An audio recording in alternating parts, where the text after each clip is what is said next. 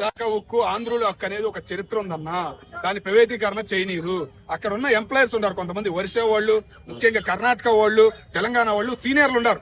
వాళ్ళని తొక్కేస్తే అక్కడ ఆంధ్ర వాళ్ళు కొద్దిగా తక్కువగా ఉన్నారు, నలిగి ఉన్నారు. వాళ్ళకి ప్రమోషన్లు అనేవి రాక దగ్గర 7 సంవత్సరాలు 8 సంవత్సరాల నుంచి ప్రమోషన్ అనేది ఆగిపోయి పెండింగ్ పెట్టి ఉండటం వల్ల ఈ సమస్యలు అనేవి వస్తున్నాయి అని చెప్పేసి అక్కడ అంటున్నారు. సమస్యలు వస్తున్నాయా లేకుంటే పవన్ కళ్యాణ్ గారు చంద్రబాబు నాయుడు గారు ఇట్లా సృష్టించి ఇప్పుడు గతంలో పెద్ద ఎత్తున ఈ ఉద్యమాలు సృష్టించారు, అవి మధ్యలోనే ఆగిపోయాయి. మళ్ళీ ఎక్కడ ఉద్యమాలు ఇప్పుడు లేవు కదా.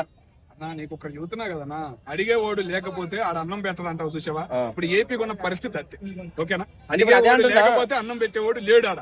కాబట్టి అడిగేవాడు ఉండాలి. అడిగేవాడు ఎవరు ఉన్నారు? మీ ప్రతిపక్షంలో ఎవరు లేరు, 11 సీట్లు లేవు. ఇంకేం అడుగుతారు చెప్పు? శుభ్రంగా కేంద్రం నుంచి వస్తుంది, ఎవరు తినకుండా ఉండరు ఈ కాలంలో. ప్రభుత్వాలంటే ప్రజలకు జవాబుదారితనంగా ఉండాలి. మరి ప్రత్యేక హోదా తెస్తా అన్నారు. ఇప్పుడు దగ్గర 7-8 సంవత్సరాలు అయిపోయింది. ఎవరికి కూడా అంటే ప్రజలైతే సంతృప్తిగా లేరు. నాయకులు, ప్రతిపక్ష నాయకులు కానీ, అధికార పార్టీ నాయకులు కానీ